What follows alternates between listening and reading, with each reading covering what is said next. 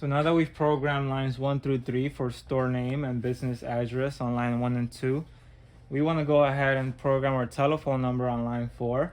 So back to the flowchart, 700 subtotal. It'll take you to the preamble programming screen.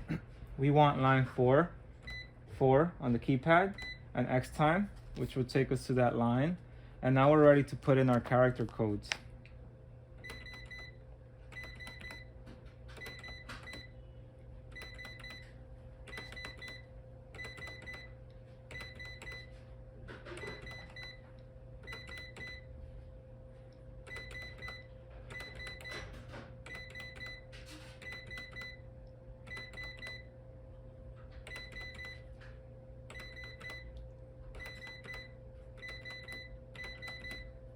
Once you're done setting all your character codes, hit subtotal, and the blue screen will display what you've typed.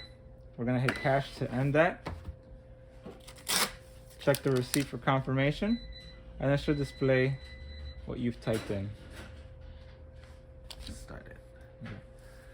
Once you've set lines 1 through 4, your preamble message or your business information is pretty much set.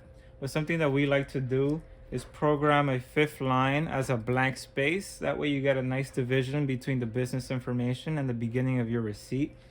Your receipt is just a lot more clearer that way. So back to your flowchart, 700 subtotal. You're gonna hit line 5. So on the keypad, hit number 5 and X time.